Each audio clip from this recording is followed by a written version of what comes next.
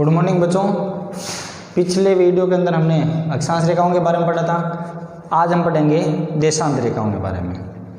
आपको उस समय मैंने बताया था पूर्व से पश्चिम तक जो लाइनें खींची जाती है वो अक्षांश रेखाएं कहलाती है, जो ऊपर से नीचे तक की लाइनें खींची जाती है वो देशांत रेखाएं खींची जाती है।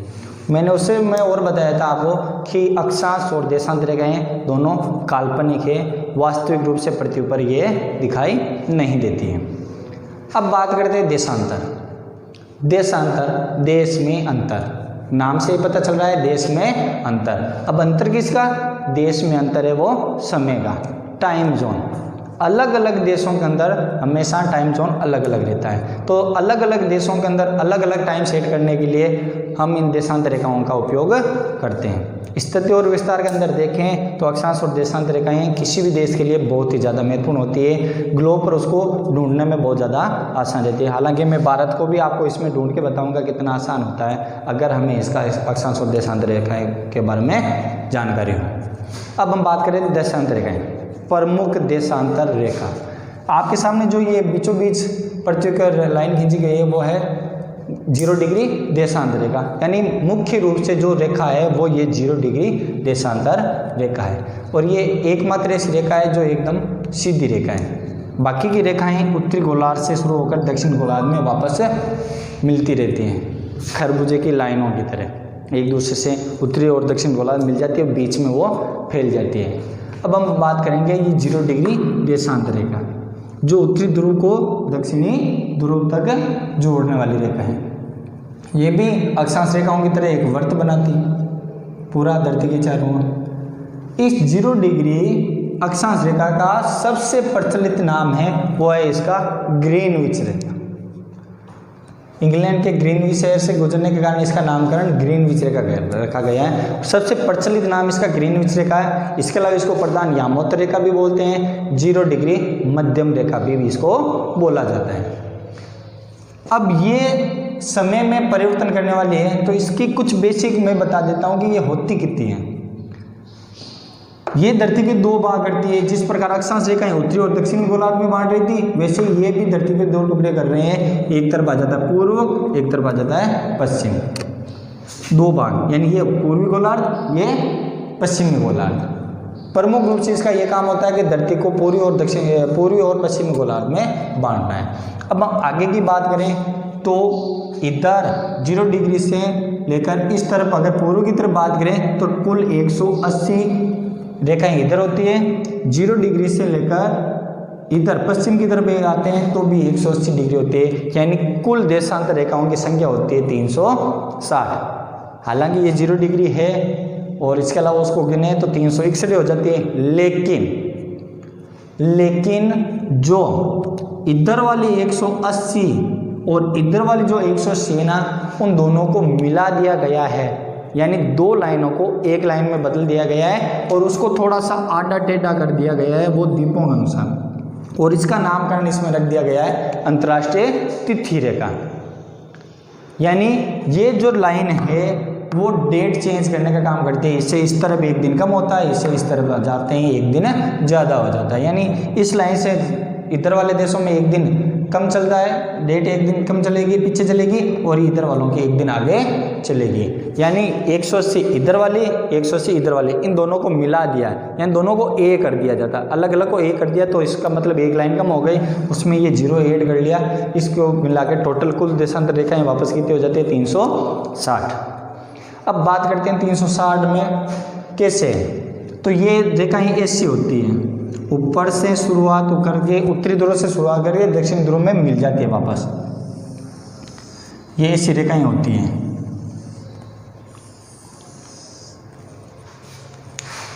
टोटल मैंने आपको बताया था इस तरफ 180 डिग्री, इस तरफ भी 180 डिग्री की लाइनें खींची जाती है। धरती का पूरा एक गोल चक्कर लगाएं तो 360 डिग्री होते हैं और उनकी संख्या भी 360 डिग्री है। अब बात करते हैं प्रत्येक देशांतर पर। ये भूमध्य रेखा 0 डिग्री भूमध्य रेखा, प्रत्येक देशांतर के बीच में दूरी कितनी होती है, यानी 2 देशांतरों के मध्य किलोमीटर के हिसाब से देखें तो दूरी कितनी होती है, तो उसके हिसाब से हम देखें तो दूरी होती है 111.4 किलोमीटर के करीब। लगभग 111 किलोमीटर प्रत्येक देशांतर के मध्य दूरी होती है। और सूर्य का प्रकाश, क्योंकि टाइम जोन सूर्य के प्रकाश के अनुसार ही चलता है, टाइम जोन सूर्य के प्रकाश से चलता है, तो प्रकाश है वो ये दूरी एक देशांतर से दूसरे देशांतर पर जो दूरी तय करता है उसको कितना समय लगता है। प्रकाश को एक देशांतर से दूसरे देशांतर तक दूरी तय करने में लगभग 4 मिनट बराबर 4 मिनट का समय लगता है। कितना समय? 4 मिनट का समय, 4 मिनट का। तो कुल कितना समय हो जाता है प्रत्येक देशांतर पर घूमने में? तो कुल देशांतरों की संख्या कितनी है? 360। अब बात आ जाती है, कई बार हमारे छोटे बच्चे भाई बहन हैं हमसे पूछ लेते हैं कि एक दिन में 24 घंटे क्यों होते हैं, 20 घंटे 25 घंटे 10 घंटे क्यों नहीं होते हैं? उस समय हमारे पास कोई जवाब नहीं होता है। तो उसका जवाब भी मैं आपको यहाँ बता रहा हूँ कि एक दिन के अंदर 24 घंटे कैसे होते हैं। ये सारे के सारे देशांतर रेखाओं के द्वारा ही तय किया गया है, कोई काल्पनिक रूप से इसको नहीं माना गया। सारा काम इनसे ही होता है। कुल देशांतर है 360 और प्रत्येक देशांतर के मध्य कितने मिनट का अंतर होता है? 4 मिनट का।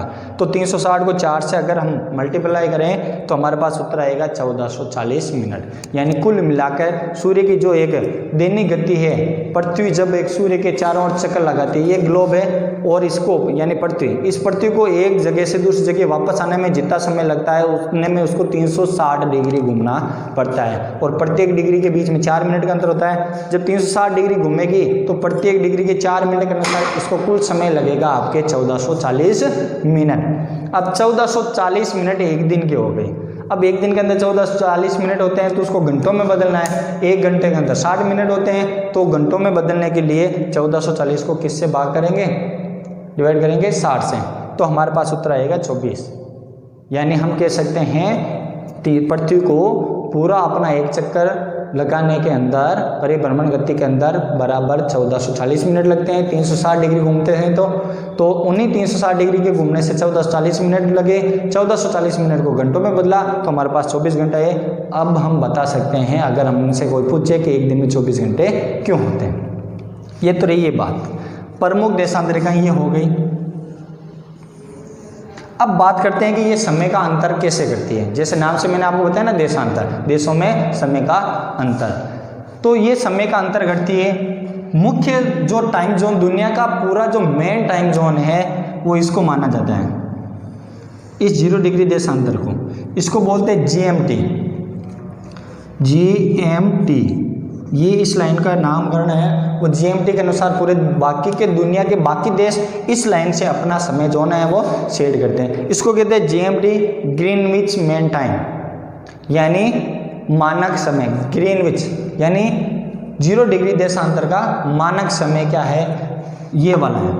यहाँ जो मानक समय होगा ठीक उसके पूर्व की तरफ जाएंगे तो टाइम उससे ज़्यादा होगा, प्लस में होगा। उदाहरण के तौर पर देखिए, यहाँ दोपहर के 12 बजेंगे तो यहाँ 1 2 3 4 5 ऐसे बजेंगे शाम के। लेकिन इधर आज यानी किसी भी देशांतर से अगर हम पश्चिम की तरफ जाएंगे तो वो माइनस कम होता, समय कम होता जाएगा, माइनस होता जाएगा। किसी भी देशांतर से अगर हम पूर्व की तरफ जाएंगे तो समय है वो बढ़ता जाएगा। जरूर नहीं इस लाइन से, हम इस लाइनों का कंपेरिजन देख सकते हैं। ये लाइन है और ये लाइन है, यानी इधर आएंगे तो टाइम है वो कम होगा, अगर इस लाइन से इधर जाएंगे तो टाइम क्या हो जाएगा? प्लस हो जाएगा, यानी ज़्यादा हो जाएगा। तो इधर हमेशा टाइम बढ़ता जाता है और इधर टाइम हमेशा घटता जाता है, क्योंकि प्रत्येक डिग्री में 4 मिनट का अंतर होता है। इधर जो बढ़ेंगे तो सूर्य को ज़्यादा दूरी तय करनी पड़ रही है, तो ज़्यादा समय लग रहा है, इसलिए यहाँ का टाइम जोन कम चलेगा, माइनस में चलेगा, यहाँ पर प्लस में चलेगा। अब उदाहरण के तौर पर देखें कि इस ग्रीनविच मेन टाइम से हमने भारत का टाइम जोन कैसे सेट किया हो। भारत का टाइम जोन है वो भारत के बीचों बीच एक रेखा गुजरती है, उस रेखा के अनुसार माना गया है और उस रेखा का नाम है 82.5 डिग्री, 82.5 डिग्री उत्तरी अक्षांश, पूर्वी देशांतर। भारत के बीचों बीच 82.5 डिग्री रेखा गुजरती है, जिस रेखा पर 82.5 रेखा पर जो समय होता है भारत ने उसको अपना समय मान लिया जाता है, क्योंकि भारत आकृति के अंदर देखें तो दुनिया का क्षेत्रफल के हिसाब से देखें तो दुनिया का 7वां बड़ा देश है, यानी भारत बहुत बड़ा फैला हुआ है। 2933 किलोमीटर पूर्व से पश्चिम तक इसकी लंबाई है। तो आप इससे अंदाज़ा लगा सकते हो कि इनके बीच कितने अक्षांश है। लगभग 30 डिग्री का अक्षांश होती है, देशांतर 30 डिग्री देशांतर का अंतर होता है और प्रत्येक डिग्री में मैंने आपको बताया था 4 मिनट का अंतर होता है। तो 30 डिग्री के हिसाब से देखें तो 30 डिग्री इंटू 4 बराबर 120 मिनट, यानी भारत के इस कोने से लेकर इस कोने तक 120 मिनट यानी 2 घंटों का अंतर होता है समय के हिसाब से। लेकिन भारत ने अपना समय अलग अलग नहीं बांटा है, भारत में सारी घड़ियां एक ही टाइम जोन बनाती है। दुनिया में बहुत सारे ऐसे देश हैं जिनका टाइम जोन अलग अलग होता है, जिसमें रूस से पहले उसमें 3 होती थी, अब उसको 11 टाइम जोन में बांटा गया है, क्योंकि रूस के एक कोने में सूर्योदय होता है तो दूसरे कोने में सूर्यास्त हो जाता है, तो एक समय उसमें चलाया नहीं जाना संभव है ही नहीं। इसलिए भारत ने क्या किया, बीच वाली रेखा, यानी ये जो आपको दिखाई दे रही है ये रेखा आपको है 82.5 डिग्री दक्षिणी पूर्वी देशांतर, ठीक है, इसको भारत का मानक जब मान लिया है। अब मैं बात करूं यहाँ से इस टाइम जोन से भारत का जो टाइम जोन है वो कितना आगे है, तो कुल मिलाकर भारत है वो 5 घंटे 30 मिनट यानी 5.5 घंटे आगे चलता है, यानी हम 5.5 घंटे आगे चलते हैं। इंग्लैंड में जब सूर्योदय होगा उससे पहले हमारे 5.5 घंटे पहले सूर्योदय हो जाएगा, लेकिन अगर इस तरफ आएंगे तो 5.5 घंटे बाद में होगा।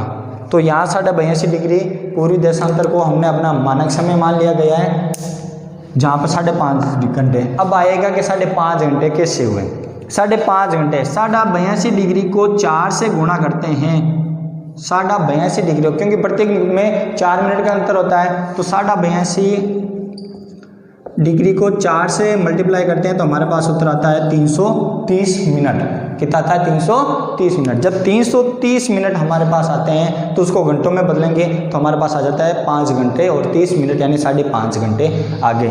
इधर का टाइम प्लस से चलता है, इधर का टाइम माइनस चलता है, तो हम उनसे कितने घंटे आगे हैं। ये तो आ गया भारत का मानक टाइम जोन।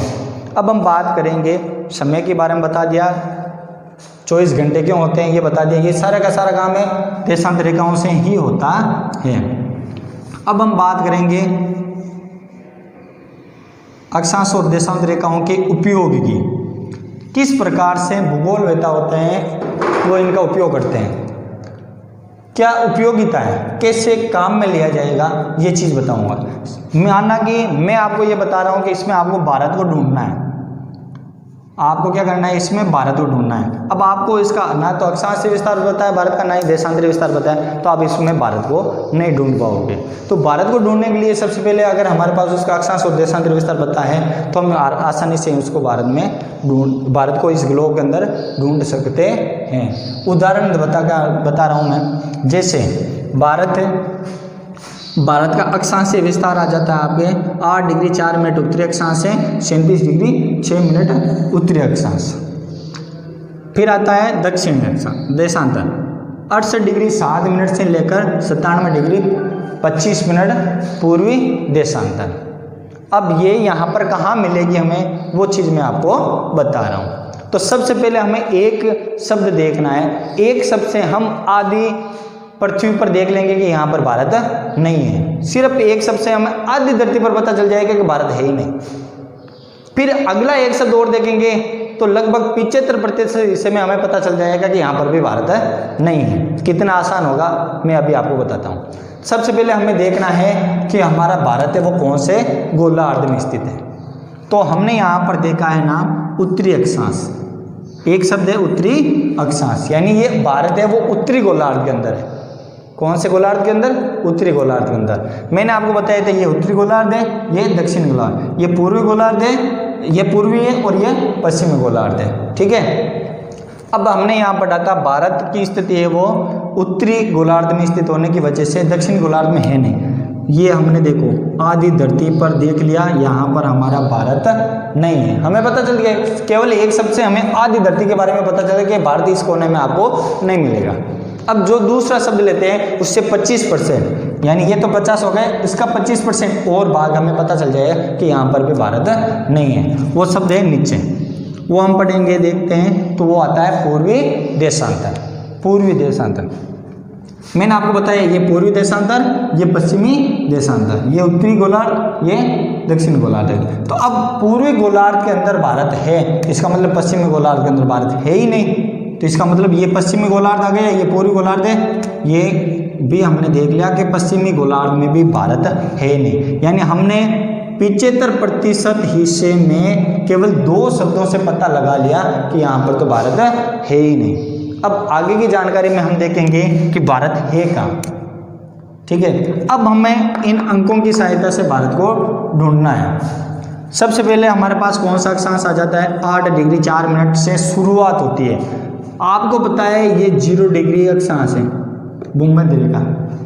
उत्तरी अक्षांश होने की वजह से ये 8 डिग्री, तो लगभग ये वाली जो रेखा है वो आपकी आ जाती है 8 डिग्री 4 मिनट से, यानी भारत यहाँ से शुरू होता है, यानी भारत इस लाइन से ऊपर है, इस लाइन से नीचे नहीं है, यानी ये हिस्सा भी हमने कट कर दिया है कि यहाँ पर भी भारत नहीं है। अब हम आगे की संख्या लेंगे कि भारत शुरुआत तो 8 डिग्री 4 मिनट से होता है, भारत के शुरुआत 8 डिग्री 4 मिनट से, भारत खत्म कहाँ होता है, 37 डिग्री 6 मिनट उत्तरी अक्षांश पर। तो ये आ जाती है आपके लगभग 37 डिग्री 6 मिनट। 90 लाइनें हैं ऊपर, 90 अक्षांश ऊपर है, 90 नीचे है, तो ये 8वां अक्षांश आ गया, ये 37.6 वाला अक्षांश आ गया। ठीक है, ये आ गया, यानी 37 डिग्री 6 मिनट के ऊपर भी भारत है ही नहीं। भारत आपको मिलेगा बस इस एक छोटी सी पट्टी में, तो ऊपर वाले को भी हमने कट कर दिया है कि यहाँ पर भी भारत नहीं है, यानी एक पट्टी दाएं से बाएं की हमें मिल गई है। अब हमें देखना है ऊपर से नीचे तक, वो हम देखेंगे देशांतर है, क्योंकि देशांतर उत्तर से दक्षिण तक की वाली लाइन देशांतर होती है। अब इस लाइन में हमें देखना है कि हमारा भारत कहाँ पर है, तो इस कंडीशन में हम ये लाइन देखेंगे अभी।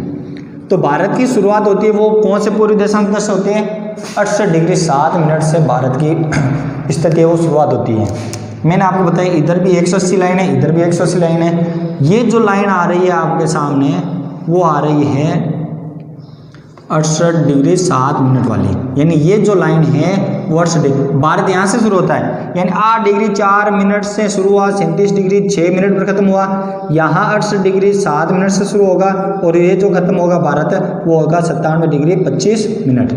ठीक है, तो भारत की शुरुआत होती है 8 डिग्री आपके 68 डिग्री 7 मिनट से, यानी 68 से पहले भी भारत नहीं है, उसको भी हमने कट कर दिया है। अब भारत खत्म कहाँ होता है, यानी भारत का पूर्वोत्तर हिस्सा है वो कौन सा आता है, कौन से डिग्री पर आता है, तो वो आता है 97 डिग्री 25 मिनट पर, 97 डिग्री 25। तो ये वाली जो लाइन आएगी वो आएगी आपके 97 डिग्री 25 मिनट वाली, ये आएगी 97 डिग्री 25 मिनट, यानी 97 पर भारत क्या हो जाता है, खत्म हो जाता है। 97 डिग्री पर पहुँचते पहुँचते भारत खत्म हो जाता है 97.25, यानी 97 डिग्री 25 मिनट के बाद में भी भारत है नहीं। अब हमने पूरी पृथ्वी में से देखा तो केवल और केवल एक छोटा सा ब्लॉक हमारे पास आया है, वो आया ब्लॉक ये वाला, यानी ये 8 डिग्री 4 मिनट से 37 डिग्री 6 मिनट, 68 डिग्री 7 मिनट से 97 डिग्री 25 मिनट। ये जो हमारे पास एक ब्लॉक आया, इसका मतलब ये वाला हिस्सा इस पृथ्वी पर हमारा भारत का हिस्सा है। ठीक है, कितनी आसानी से हमने ग्लोब के ऊपर किसी स्थान को ढूंढ लिया, जिसमें मैंने आपको उदाहरण के तौर पर भारत को ढूंढना बताया था। आराम से, कोई दिक्कत नहीं है, केवल 2 शब्दों से हमें एक शब्द से पता चल गया कि भारत दक्षिण गोलार्ध में नहीं है, फिर अगले शब्द से पता चल गया कि भारत पूर्वी गोलार्ध में है, पश्चिम गोलार्ध में भी नहीं है, तो हमें केवल इस ब्लॉक को ढूंढना था, इसमें भी हमने अंकों की सहायता से ढूंढ लिया। तो इस प्रकार किसी स्थान विशेष के बारे में जानकारी हासिल करने के लिए अक्षांश और देशांतर रेखाएं दोनों बड़ी उपयोगी साबित होती है, इसलिए काल्पनिक रूप से इनका निर्माण किया गया, वास्तविक रूप से ये धरती पर कभी भी खींची हुई आपको नहीं मिलेगी। तो दोस्तों कैसा लगा आपको, हमारे चैनल को सब्सक्राइब करें, लाइक करें और शेयर करें, ताकि आपको आगे भी नए नए वीडियो मिलते रहें और नई नई जानकारी आपको मिलती रहे। धन्यवाद।